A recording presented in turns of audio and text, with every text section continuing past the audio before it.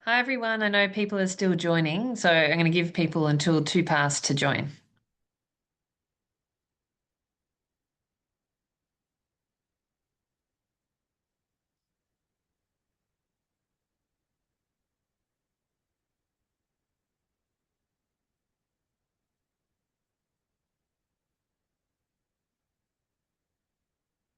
Hi John, we're going to give people just a couple of minutes to join. We've got 43 so far. So many people interested in tax on a Wednesday night. This is what I like to see. Oh, John, you're on mute. I'm no longer on mute. There we are. What Okay, more could we excellent. ask for? Well, the answer is 143 people interested Yeah, in no, it's all tax. right. They're climbing up. So I'm going to give everyone until 2 minutes pass and then we're going to kick off. As Helen Haynes always says, don't punish the punctual. I think it's a very good it's a very good line. Charles Good apparently used to lock the doors for any board meeting 5 minutes before the scheduled start Oh, time. wow. Funnily enough, all these meetings started on time. Yeah, well, that's it.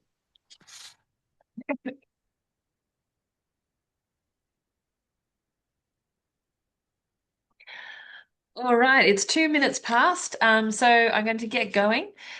For those who don't know me, I'm Allegra Spender. I'm the Federal Independent Member of Parliament for Wentworth, which is in the eastern suburbs of Sydney.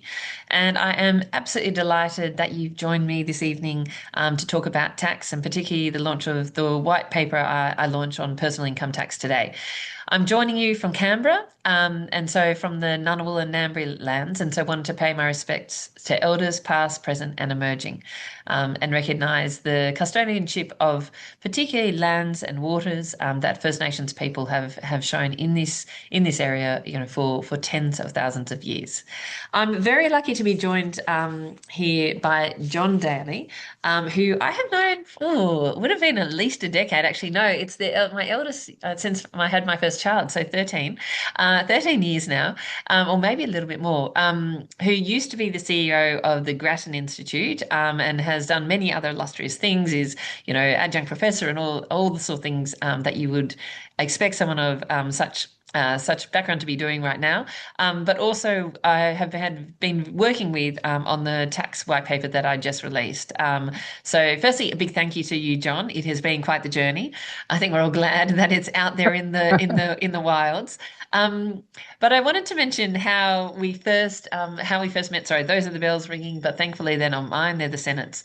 Um, so I met John originally when I fan mailed the Grattan Institute back in would have been probably 15 years ago, and said, I really love what you guys are doing. I love how you take a nonpartisan approach to things. And we had a coffee after that, which I thought was really lively.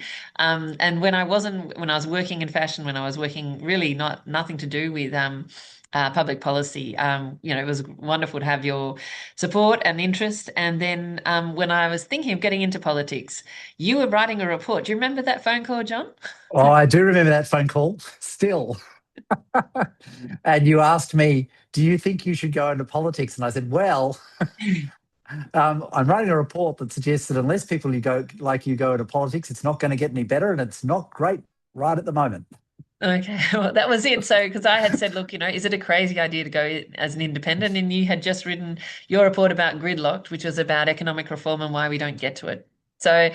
that was very helpful in my decision. So yeah, ever since you've made a fundamental impact on the choices I've made in my life. Um, And so anyway, before I know we're reminiscing, but I just wanted to say firstly a big thank you to John for all the work that you have done in public policy in general terms, in building the Grattan Institute, but also specifically with me on tax policy, because it has been incredibly valuable and has helped really, make sure that my thinking is sharp and informed by the latest research, and that has been really, really important. But before I get going, I'm going to ask you one question. Um, I was going to ask you, why is tax reform important to you? Look, it's important to me because everybody thinks that tax reform is about, Section 23AA of the Tax Act, which I've got to say is pretty dry.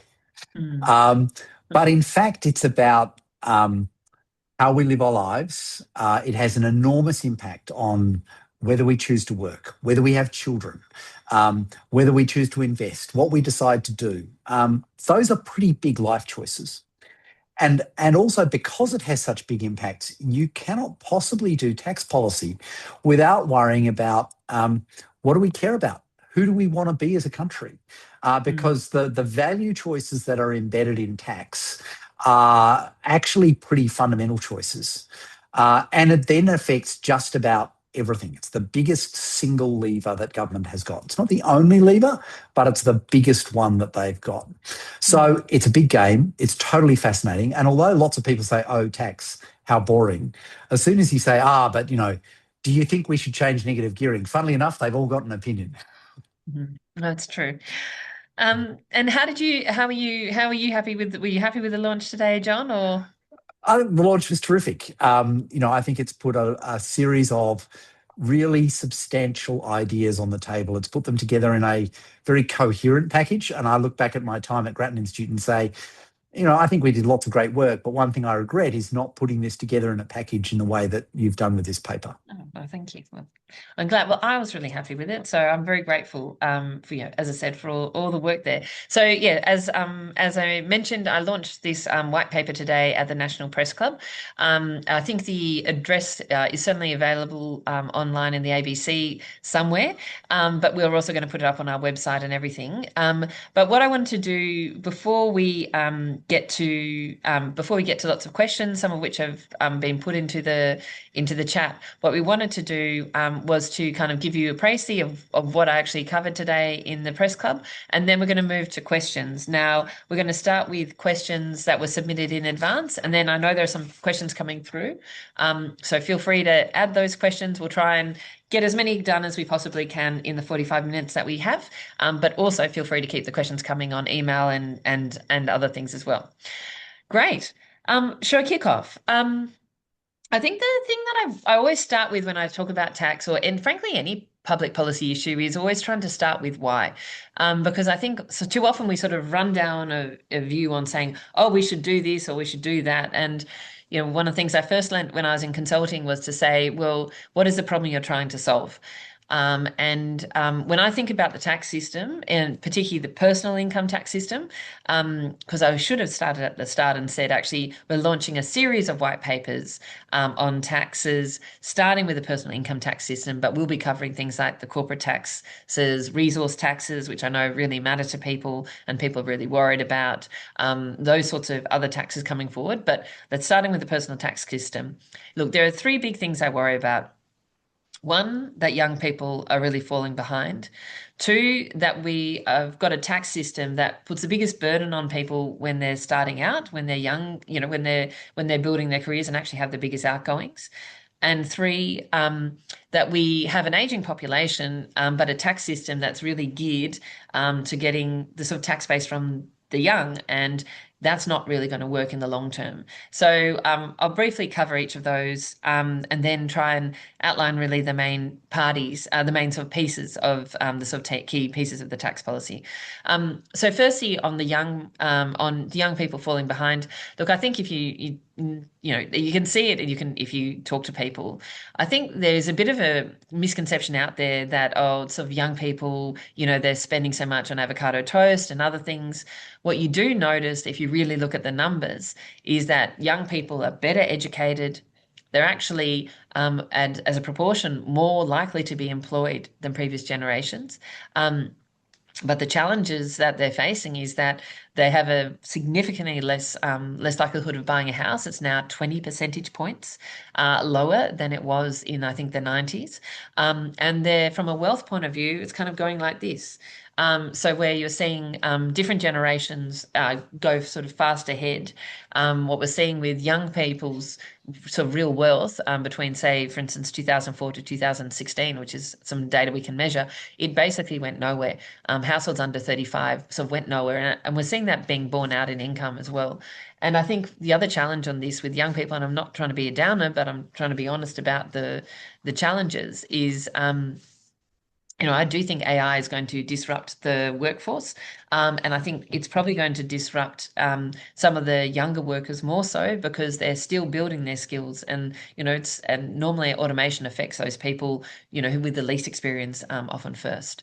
So that's some of the challenge of for young people. The second piece is really about the tax burden and when we get people to pay tax. And I think I've learned a lot about this actually myself. It's interesting.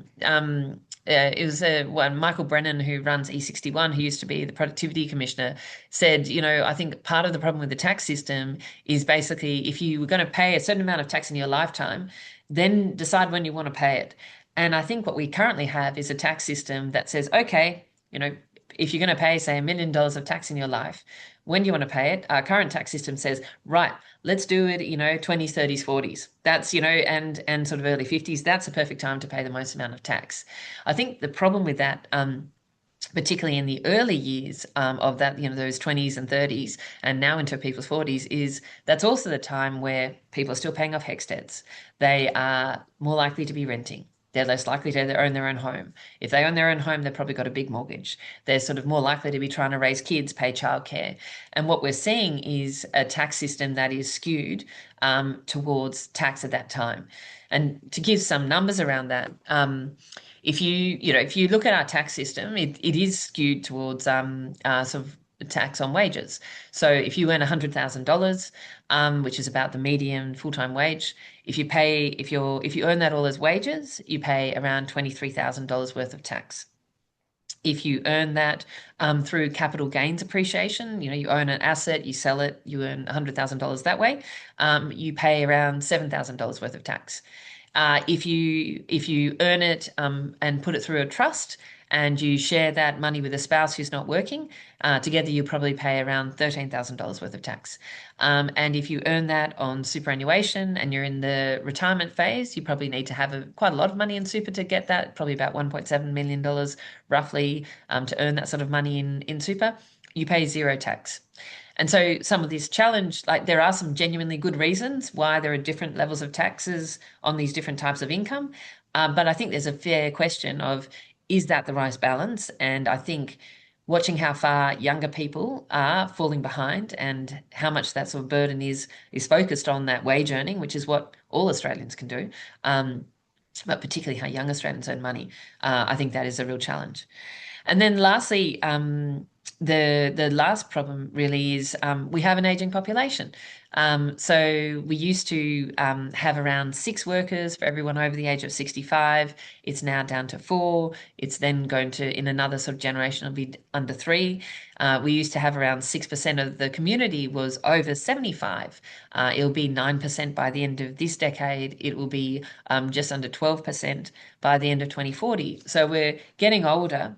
We're actually spending more money on things like across in the sort of tax and transfer system and in healthcare services. We're spending more money on older people, which I think is actually what Australians want, because as medicine advances, if we can, help our parents and grandparents have longer and healthier lives, I think that's something that all Australians back. The problem is, as always, how are you going to pay for it?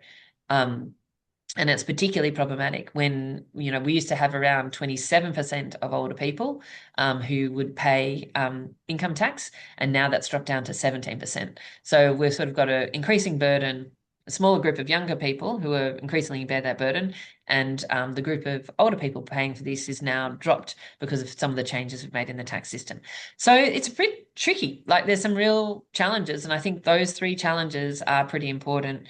John, did you want to have any comments about that or of the challenges? I promise we'll get to the questions. I just want to kind of go through the white paper first and then come to it. I think one of the challenges to mention is, Australia has had 2 big tax reforms since World War II. One in 1985, one in 2000. And it's now been 25 years since we've had a serious renovation of the tax system. And, like any house that has had no renovations at all for 25 years, it really starts to catch up with you. And that's why what we need here is not just a little bit of tidying up the guttering. What we need here is a comprehensive look at how the personal income tax is working and not working, and what do we do to rebalance it? And that means that there will be a number of moving pieces, and each of those is quite substantial. But it's precisely because we haven't had one of these significant packages for a while that we really need one now. Yeah, I think that's right. So I'm going to jump in now and just quickly cover off what I put forward in my white paper. And then we're going to move to questions. And I just wanted to say one thing is that for those people who aren't sort of policy wonks and don't know what's the point of a green paper and white paper, let me kind of lay it out for you. So I laid out a green paper. I put forward a green paper about 18 months ago. And green papers are generally almost like problem statements going, hey, there's this problem. What does everybody think? And we did one on the tax system more broadly. A white paper is a more sort of concrete proposal, but it is still a proposal saying, okay, I see there's that problem. Here's how we think you could deal with it. What do you think? And so really why I'm so glad you guys have all joined and why I think it's so important that you're joining is because, this is a proposal. It's got strengths and it's got weaknesses. I've already can see in the chat that people have got different ideas about what could be, what could be better. Maybe have we thought about this? And that's exactly what I want. I want people to be engaging, to be challenging us, to be asking us questions, because that helps me develop my policies better, but also helps me push the government in the directions that the community thinks is really important. So thank you for engaging. And so when I lay out these policy proposals, they are proposals, and I want the feedback from the community on what matters. Right. So the key policy proposal is that we need to lower taxes on working and on sort of lower income taxes more broadly. And we do that by reducing tax concessions on earnings from wealth. And we do that in a budget neutral way, which basically means any taxes that are raised go straight back into the pockets of other Australian taxpayers. Sometimes it's the same person because you might be increasing your tax rate in one way, but actually decreasing your tax rate in another way because you're getting income tax cuts.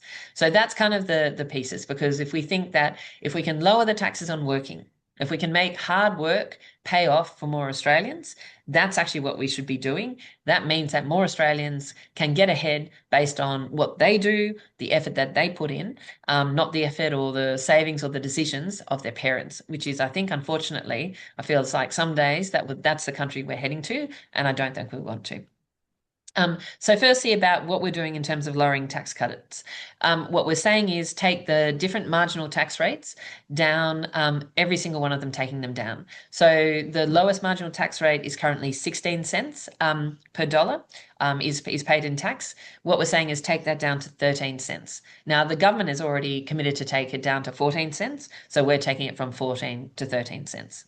For all the other tax rates, which are at 30, 37, and 45 cents, to lower each of them down by 2.5 cents. So that's taking it down from 30 cents to 27.5 cents for the dollar, taking down from 37 cents to 34.5 cents, and taking down from 45 cents to 42.5 cents. So that's a really broad range of tax cuts. And so if you earn about $100,000, that's about $1,600 worth of tax cut per year.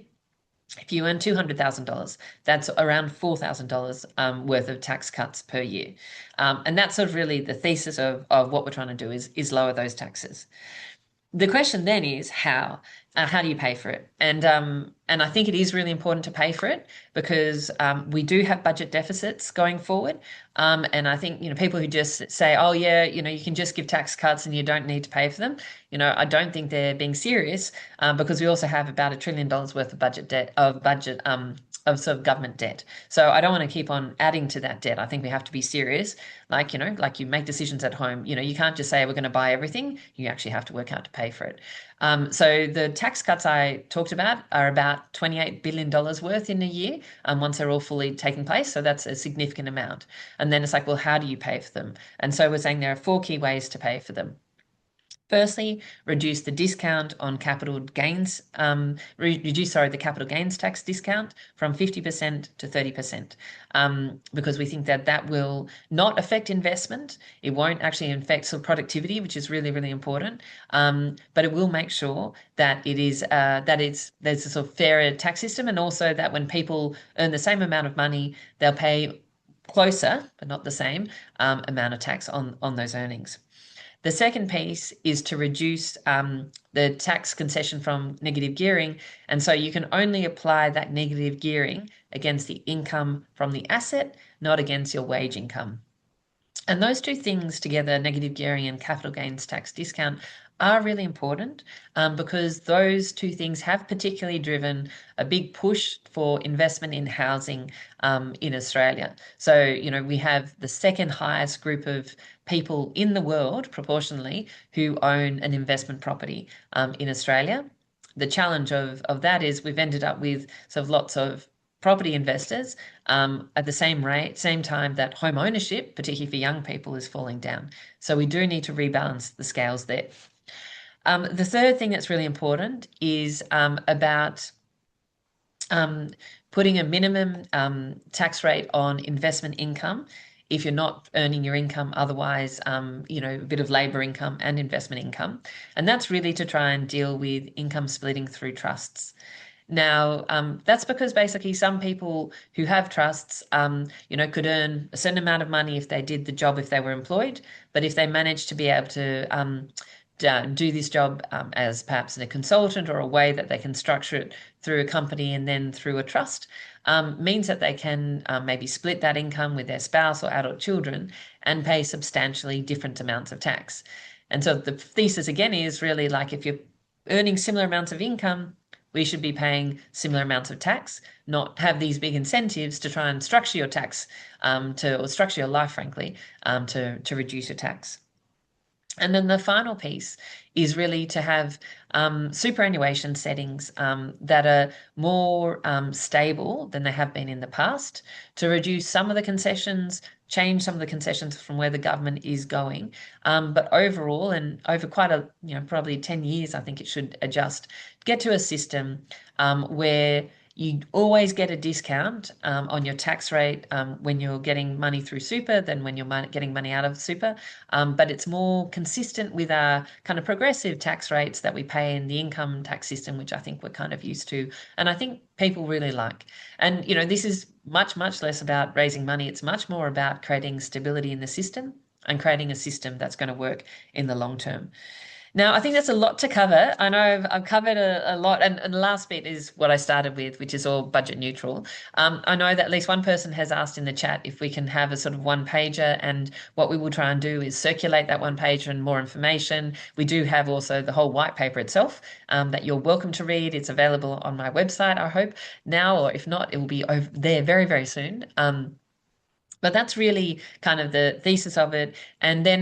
And the last thing I want to say before we go to questions is that transitions really matter because I think when you change taxes, what you want to make sure is you never want to punish people for decisions they've made in the past in good faith in the tax settings. And people do make those sorts of decisions, so you have to be very careful about that. But at the same time, you don't want to entrench advantages. So if you hold an asset and, you got to, lucky for you, you managed to buy it, 2 months before a certain point, before a tax change, that you suddenly, you get a sort of lifelong benefit for someone who bought the asset, a similar asset 6 months later doesn't. So I think it's trying to manage the transitions in a way that doesn't, I think, entrench that sort of advantage. So I'm going to now go to questions. We're going to start with the questions that we got in advance, and then I'm going to go to questions that are sort of coming up in the chat. But I might start with you, since I've been doing all the talking, John. Maybe start with Hamish asked a question about how can we convince the government to actually move? What do you think? How do you think we should convince the government to actually move? Well, that paper that you talked about earlier that helped convince you to run was one called Gridlock, which was about why don't governments make tough policy choices anymore. And one of the things that really kind of came out of that paper was that governments are very, very reluctant today to do things that are unpopular. So unless you bring the public with you, it just is not going to happen. Now, the conventional wisdom on tax has been the people will never vote for any kind of tax increase. And there's a little bit of truth to that. But I think what's more accurate to say is the people are unlikely to vote for a simple tax increase. If, on the other hand, you say, as this package does, we are going to increase your taxes here, but we're going to reduce taxes here. So there are winners and losers, and that's true of any tax reform like this. But overall, the total amount of tax being taken by the government is not increasing, and we can show you how it's going to lead to a better country, and we're prepared to have a grown-up conversation about that. Mm. I think one of the problems that we've got in public policy is that if we don't have a grown-up conversation with the Australian public that says, this is the problem we're trying to solve, this is why it really matters, and this is why we think that this is a better solution than anything else we can see out there. Until you have that conversation, they're not going to change their minds. When you have that conversation, my experience is that a lot of Australian people are very reasonable. They go, all right, I now understand what you're going to do. A lot of them will come along for the ride, and a lot of the rest will say, look, I mightn't completely agree with you, but at least I can see you doing this in good faith. You're having a crack, and I'm prepared to go along with it because doing nothing is clearly not an option here. So I think that business of talking to the public, putting these kind of ideas out in public and really trying to have that conversation is absolutely crucial. Yeah, I think you're right. And I think the other one for me that's really important is this budget neutrality piece. Because I do believe that the people are suspicious that governments are just trying to raise money so that they don't have to make hard decisions on their spending. And Yeah, they do need to make some hard decisions on spending. I think genuinely this government really does have to, pull back spending in some different ways and does need to make harder decisions. But I think that's why if you do a policy which is saying, well, you're taking, you're giving a lot of this money back to people, you're giving, in this case, all the money back to people, then people go, okay, well, at least I feel like you're trying to move the country to be in a better place. yeah. And so like a question for you, which is, so why don't you just cut spending further and use that to fund the tax cuts? No, it's a good question, and I think the truth is that spending, and that actually goes to one of the question. So Sarah actually asked to say, how do you help cut government spending? And to be fair, that is an area that I do think quite a lot about in terms of things like infrastructure spending, where I don't think a lot of our business cases add up.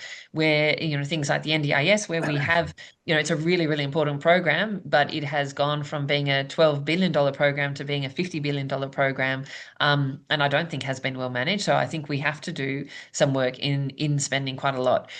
But when people say, oh, look, all we need to do is cut government spending and we'll be able to cut taxes, I think the truth is the answer, I don't think that is the answer right now.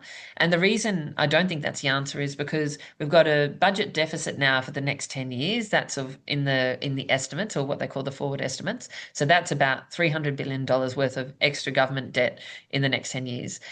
We've got around 200 and I think 60 or $70 billion worth of what they call as bracket creep. So when people's taxes just go up every year because tax brackets thresholds are not linked to inflation. So, and then we have pressures like issues like defense, like aging population and other parts of the economy, which means that I think to say to your only strategy to give tax cuts or to rebalance the system is to cut spending, I think will be really hard and would require kind of, sort of 5, 7, sort of plus percentage of cutting government spending, which I think is going to be really hard, and will Yeah. start to hurt. It will start to cut programs that I think we really, really, really value. Um, Allegra, one of the other questions we had from someone online was around, or it's not even so much a question as a comment, which was a single 35-year-old woman. She's got a commerce degree, and unless she finds herself a partner, she just can't afford to buy a house and is struggling to pay the rent. And is yeah. that what worries you? Absolutely. I mean, I think that's why I think this is really important. And I kind of go, look, tax reform's not going to solve everything. We have to solve housing supply. We do need to have a grown up and thoughtful conversation on migration. There are many things that we need to do. We have to look at spending. But we do have people who have made really good choices, like they have studied hard, they've done everything that we told them was what they needed to do. They studied hard, they worked hard, they got good jobs. And, they in many cases they say, look, I'm decently paid, but I cannot, I can barely find a rental property, let alone somewhere I can afford to buy. And I think that is why this is important. And that is why I think we actually have to look at our tax systems, because I don't think any country, well, certainly I don't think any Australian wants us to be a place where your parents' choices matter more than your own, in terms of your financial outcomes. And I think that's what's going on at the moment. Yeah. So to that question, there's a lot that needs to be done on housing policy. A lot of that housing policy is actually in the state control, not in the federal government's control. There's some things you can do on housing, but honestly, tax is one of the pillars, it's one of the levers that the federal government can control, and that's why I think it's really important. So one of the questions we had from Simon online was, how does any of this help people who are on minimum wage? How does it help people who are on just an average part-time income? Mm. Look, I think it does. And what it does is it reduces the tax rate for everyone who pays tax. And I think for wage earners, for people on minimum wage, that's really important. And it also rebalances the system, so that we're paying more when we've got the capacity to pay. And I think about this, in relation to, while I keep on talking about sort of the generational divide in wealth, the truth is not all older people are wealthy, not at all. But overall, the wealth of older people has grown significantly faster than the wealth of younger Australians. So I worry about the vulnerabilities of people at all ages. But if someone is paying, we looked at the numbers, I think just this morning, if you are sort of earning around $60,000, $70,000 in wages, that's more than the minimum wage. But to give you a bit of an illustration, you pay about $12,000 worth of tax. If you're earning that same amount of money in the super in your super, you pay zero tax now, and what we're talking about is that you start to pay $2,000 worth of tax over time. So it's not a very significant. It's a change, and it will make a difference to people. But compared to that sort of working person who is really struggling on tax, I think that's why I think it's a fair balance to start to consider. Yeah. I mean, I think we forget, minimum, if you're on a full-time minimum wage, you're earning around about $50,000. Yeah. And at the moment, you're paying about $5,000 worth of tax. Whereas you take someone with $1 million in the bank, who's in their superannuation, and they're paying literally zero tax. Yeah. And that's the balance that we've got to worry about. Yeah. No, look, yeah, we do have to I think that's the question, is how to get that balance right. There's a really, it is really important, I'll be honest, that there are significant discounts to the tax rate on super, because people have to lock that money up until they're 60. So, that's why we should have we should have significant tax concessions on super, but I think we need to think about them thoughtfully. We'll go for a few more questions from this before we go to the floor. So what are the other ones? Someone asked about royalties. Very good question. I got a question on actually gas royalties today. And so I think it was Courtney who said, shouldn't our LNG companies be paying more gas and more royalties? The answer is 100% yes, I think so, they should. What we've noticed really on royalties is that, what really astounded me, and, John and I, did some of the work on this together, is back in the 90s, we used to get, for every dollar of oil or gas from Australia that was sold, the taxpayer got about 30 cents of it.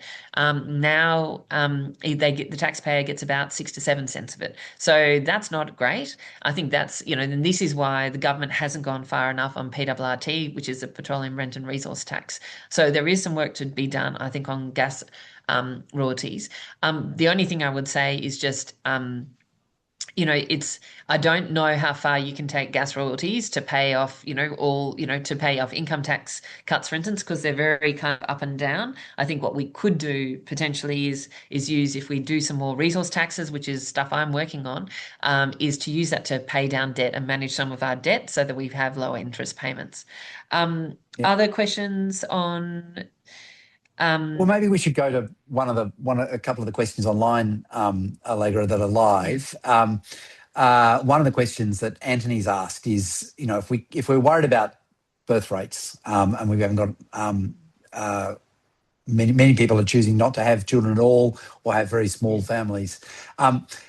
Did you think about having a family tax rate, having a lower tax rate for people who've got kids between the ages of 0 and 5? Look, I think it's a very good question. I think it's one that I've looked at, and you go, my question on this one is this the way, is the best way to deal with it in the tax system, or is it in the childcare or other systems? I think this is one that I haven't explored as much as in detail. So saw that and I thought, okay, I'd like to look at some of the research on that a bit more. John, what's your perspective on it? Have you done some of the research on this? Yeah, I mean, look, I think you're exactly right. If we're worried about the situation of families with, say, children, then and small children, and one of the partners is essentially not working full time or not working at all, as the children are really small, then the trick to that is, well, firstly, we already have things in the tax system Mm, that essentially we call them family tax benefit A and family tax benefit B, but they're effectively social welfare payments.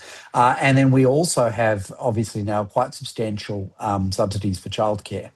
And mm, the issue is that as soon as you start using your tax system to say people in this particular situation get a slightly different tax rate, mm, you start to build all kinds of complexity into the tax system that ultimately just becomes self-defeating.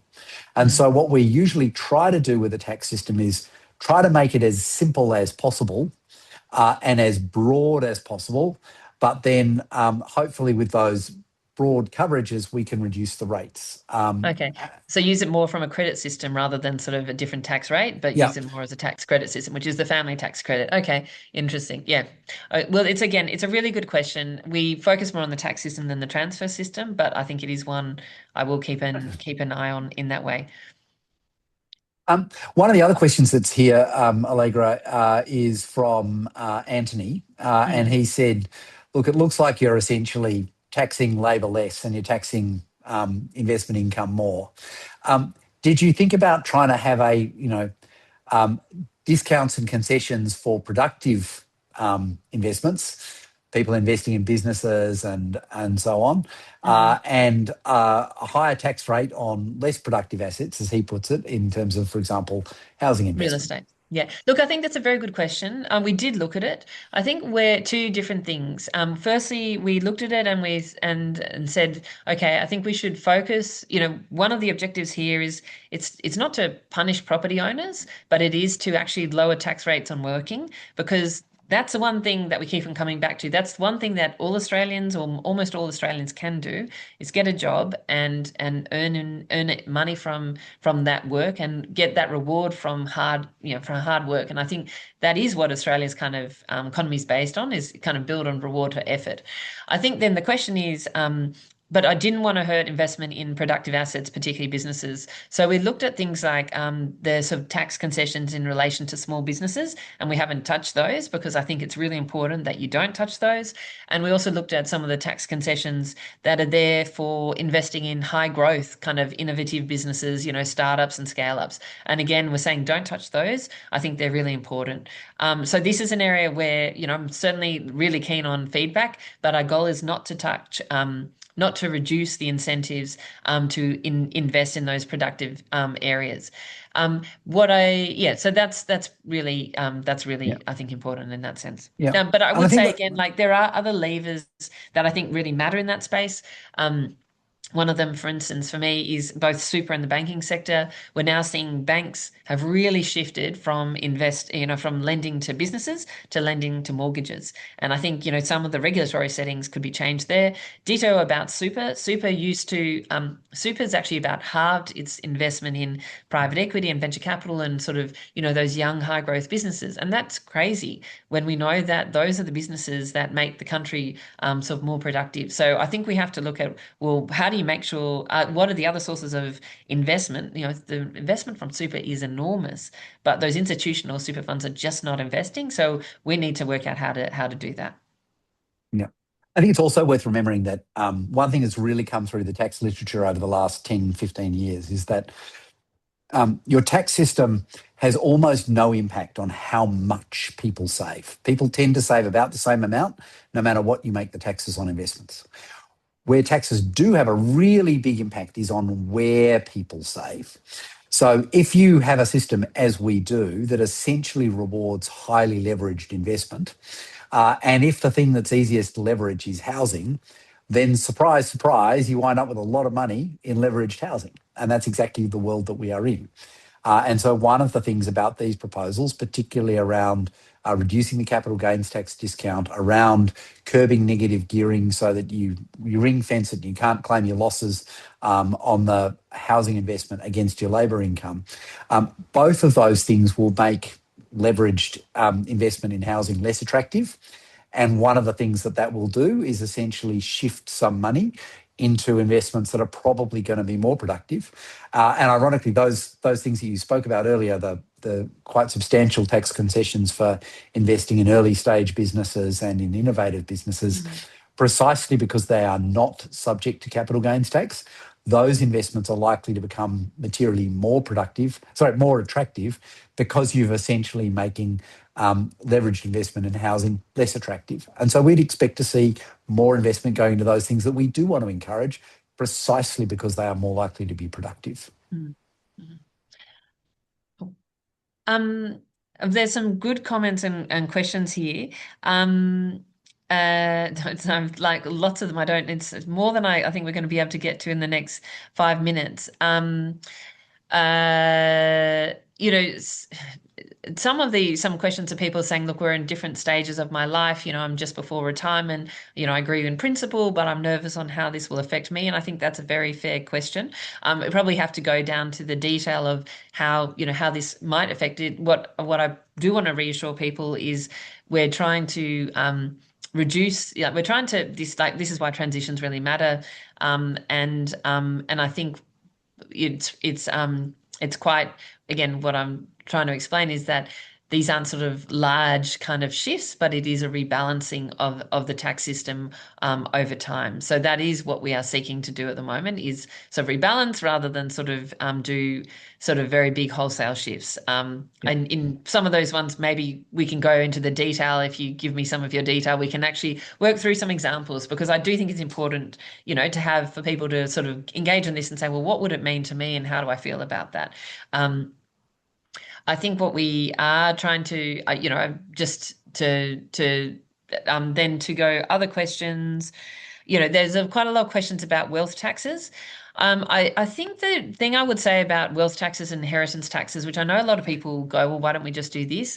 I think certainly from an inheritance tax point of view, the evidence is not very good internationally. So, I don't think the Australian community backs a wealth inheritance tax, but secondly, most economists will tell you they're not normally very effective, and what they normally do is end up targeting the middle class. They don't actually manage to target the super wealthy, which is, I think, what a lot of people worry about. Then the question is, well, shouldn't you just do a wealth tax on the super wealthy? Which I know a lot of people put that forward. I think that, again, wealth is pretty mobile. So if you put significant wealth taxes on people, you would expect a lot of people to leave, including some of the people who've built the innovative businesses that we really care about.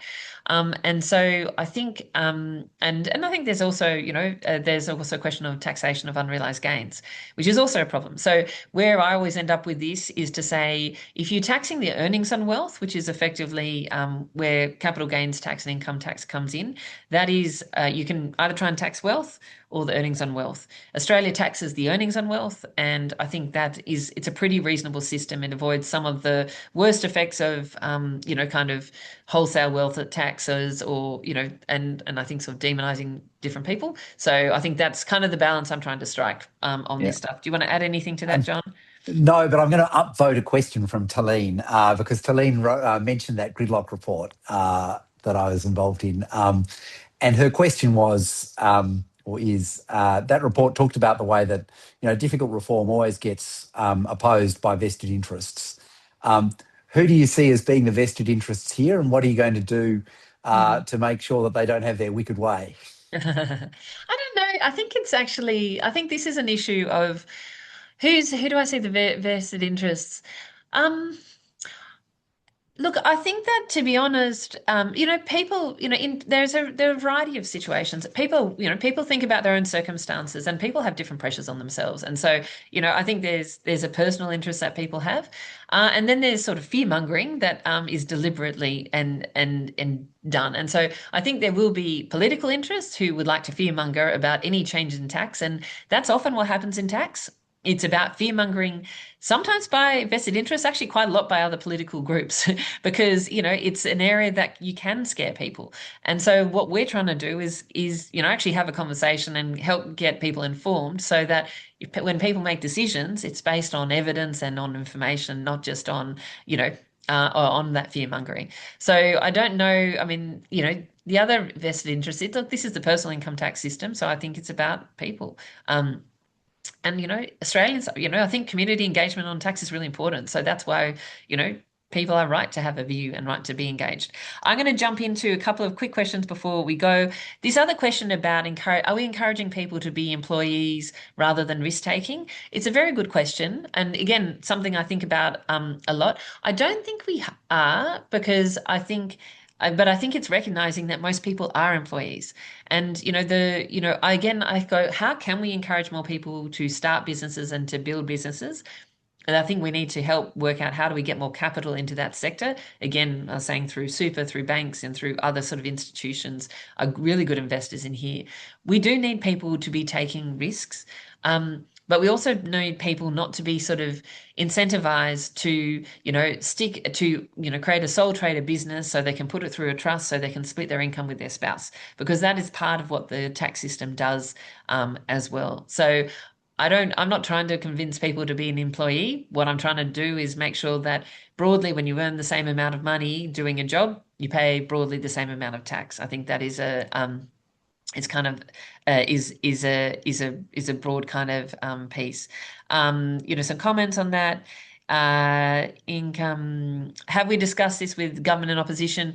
Certainly I've had a number of conversations with the Treasurer over a period of time on tax, and shared this with him, his office, this week. And so I will continue to engage. I've spoken to not the current shadow treasurer, because they do change quite often, but previous shadow treasurers, including Angus Taylor. And so I will talk to the opposition. I will definitely talk, to the Greens, because those are the other people that are doing it. I'm conscious that time is really, we've run out of time, and I don't want to keep people too late on a Wednesday night. I think what we will try and do is, these are good questions. So if you could, I want to encourage people in terms of sort of actions that they can take from now. We will do what we can to, let John ask one more. John, what question would you like to ask? Come on. And I now can't find it in my list, which is really Oh, irritating. okay. Sorry. I hear that John wants to ask another question. So it's one of the questions that's been asked here is around, look, this is great. This is terrific. But what can we do to make this happen? What can the people who are here listening online, what can their friends do so that we actually give tax reform in this country a real chance? Mhm. Um, what can people do? I think it's very much which is actually get on board and write to your MP. And what's very exciting about this, and actually tell your friends and engage your friends and say, if you care about this, make sure you take action. As a member of Parliament, I've got to tell you, I do read what you write, and I do take notice of the issues that are really motivating people. So when I get a lot of emails on an issue, I go, okay, am I across this issue? This obviously matters to people. And I think we need to put tax as an issue that really matters to people. So get out there, tell your friends that you care about this. Engage with them and say, okay, if you care about this, go to our website. We've just set up a new website called taxreformnow.com.au. It gives you some templates if you want to email your MP or your senators and say, what matters to you, and which you can edit or change. But it also covers a bit more of what I've put forward, and also my own website covers, all the detail of what I've put forward as well. So please get online and agitate and raise this. Talk about it with your friends. Get them to email their MPs. Go to that website, taxreformnow.com.au, sign up, write your MPs and get your friends to do as well, because you have to put this on the agenda. And I think what holds the government back from this is actually fear of politics. And if there's a sense that the community is actually behind this, then I think we have a much, much, much greater chance of actually really driving it through. Well, I'm going to cut off there. I'm sorry we couldn't get to all the questions. There's some really excellent ones. But also feel free to email me and email this feedback because we are putting together all the feedback from from the white paper as we consider, what the government does, but also into future policy papers to make sure that we're putting forward the best policies we possibly can. Thanks so much, everybody. Thank you. Thanks.